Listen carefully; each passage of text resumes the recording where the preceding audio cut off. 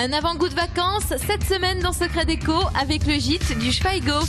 On est en Russie, on est au Canada, mais non, nous sommes à Altkirch. Émilie redonne vie à cette petite maison familiale et elle nous livre ses trucs pour rafraîchir une déco has-been à moindre coût. On a adoré son style rétro kitsch. Nous ferons aussi un petit détour par sa boutique café juste à côté pour un shopping scandinave. Et la bonne adresse de la semaine est à Colmar chez Avenue d'Alsace. Une marque et une boutique de linge de maison signée Caroline Luxe pour une Alsace revue et corrigée.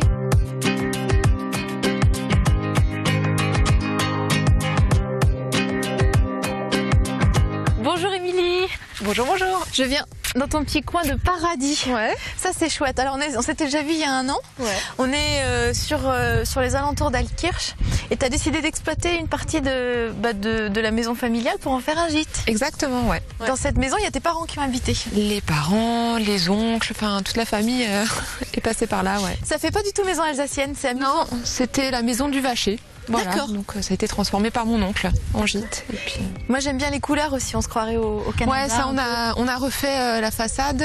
Et oui, je voulais vu qu'il y a un étang derrière, je voulais que ça rappelle un peu ce que j'aime, les maisons du Nord, voilà. Oui, c'est ça. Très scandinave, voilà. Épuré. Et à l'intérieur, c'est épuré aussi. Oui. Le cadre est extraordinaire. Là. Ouais, les gens sont contents. C'est un peu le no man's land. Voilà, il y a rien, il y a verdure et puis et eau et voilà. Crapauds. Et crapauds. Et c'est on entend les grenouilles qui font le concert. On découvre l'intérieur. Ça marche. Allez, c'est parti.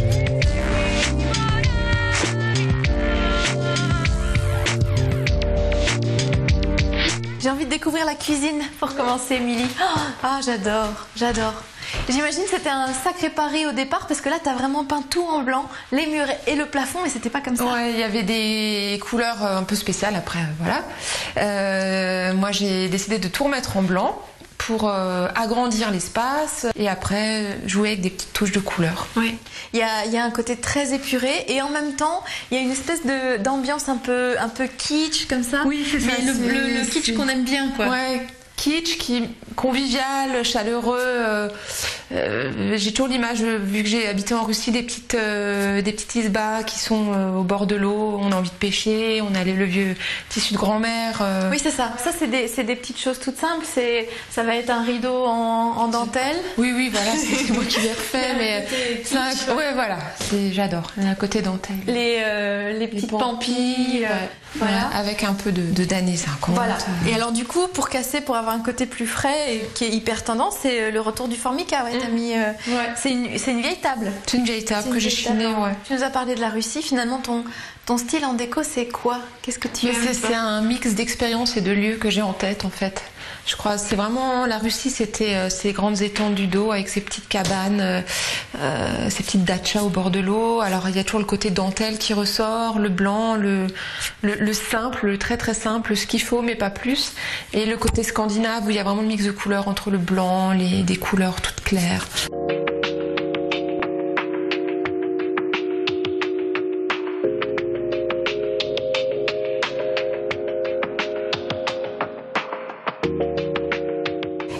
Tu t'en es bien sortie avec la cuisine aussi parce que il fallait lui donner un petit coup de boost. Il fallait que je trouve un papier peint qui soit lessivable. C'était pas évident, il y avait déjà pas trop de choix. Ouais. Et puis le rouge, je trouvais ça rigolo avec les petits points, les lampes. Et les meubles. Et les meubles que j'ai aussi chinés et puis que j'ai repeint. Le coup de baguette magique. Oui. C'est une pièce à vivre avec un lit. Un lit qui fait office soit de lit d'appoint, soit de lit pour faire la sieste. Une grosse banquette. Il a été, on l'a repeint en blanc aussi. Et à cette table, on a envie de s'asseoir et d'écrire un bouquin. Exactement, c'est ce que je me dis toujours. C'est mon endroit préféré. Une vue. On boit son thé, on se pose et puis on rêve. On est zen, quoi. Et alors, on va trouver des couleurs très pastel, très douce. Ouais, voilà, il y en a un peu partout pour ça va avec tout. Bleu ciel, jaune. Et alors celui-là, il est marrant ce meuble. Ouais. Qu'est-ce que c'est ça? Un meuble que j'ai trouvé que j'ai chiné et on m'a dit que c'était un casier pour mettre des œufs dedans. Ah ouais. Donc il était comme ça à l'origine avec ses roues? Oui, ouais. Ah, il a une ligne il est rigolo.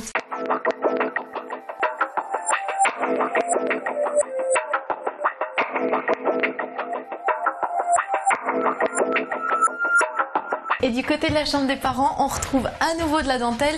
Moi, je suis fan de cette dentelle. Vraiment, la dentelle de grand-mère, c'est décalé, et puis c'est une lumière toute diffuse. Ouais, puis on peut voir l'extérieur aussi, c'est ça qui est sympa. J'adore, vraiment ce côté kitsch. Elle est amusante cette tête de lit. Ouais, c'est de la récup aussi. Donc tu l'as customisée en mettant juste un tissu Vichy. Parce qu'il y avait un vieux tissu, puis ça donnait, voilà, c'était plus léger de mettre un petit rose.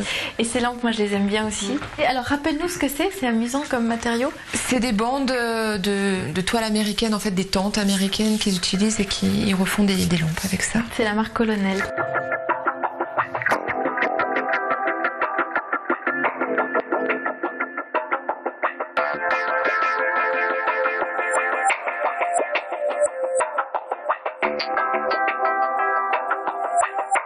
Dans quelques instants, on va faire notre sélection shopping en compagnie d'Émilie, juste à côté, dans sa boutique café avec des objets scandinaves comme on aime, mais tout de suite direction Colmar, dans la boutique Avenue d'Alsace. Caroline Lux nous présente sa dernière collection de linge de maison, Made in Alsace. Alors nous, évidemment, on craque, on adore.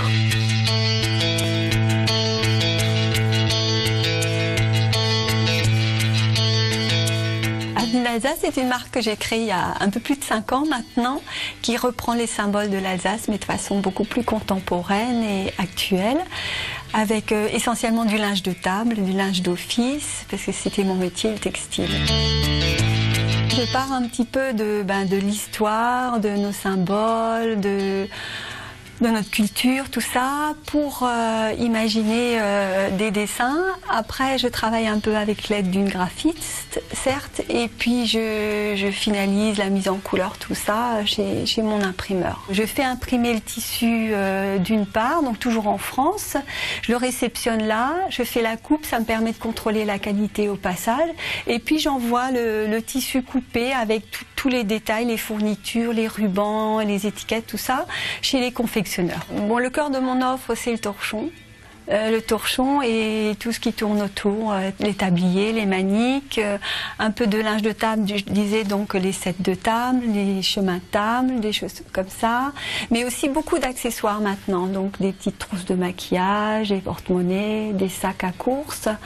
Et depuis peu, j'ai lancé un t-shirt avec également les illustrations qui m'appartiennent, quoi.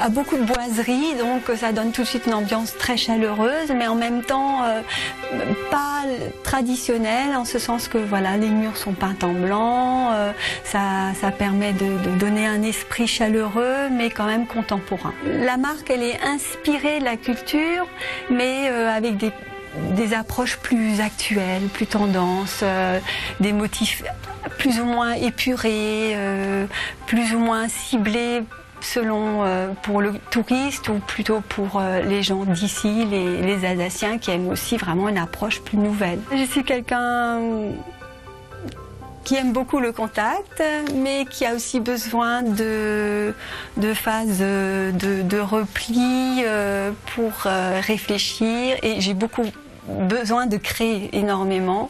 Et pour créer, il me faut un petit peu d'isolement. C'est aussi peut-être parce que j'ai vécu quelques années sur Paris que je vois l'Alsace autrement, que ça me permet de l'apprécier davantage ou d'en extraire les éléments qui sont très forts, quoi.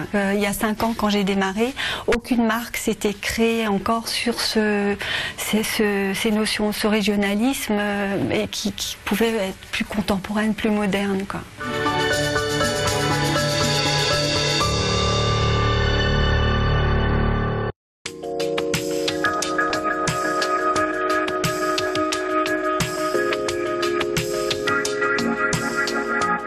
Ah oui, là il est bien.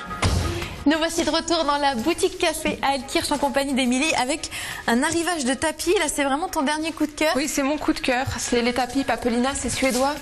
C'est un tapis plastique. Donc c'est du plastique qu'ils récupèrent chez Volvo à l'usine. Donc du recyclage. Voilà. Et puis ensuite, c'est réversible. C'est lavable en javel. C'est extérieur-intérieur. pour des couloirs, c'est une très bonne... Pour des couloirs, ouais, ou alors tapis de douche, ou enfin de tout. Et à l'extérieur, c'est sympa aussi de le mettre sur un balcon.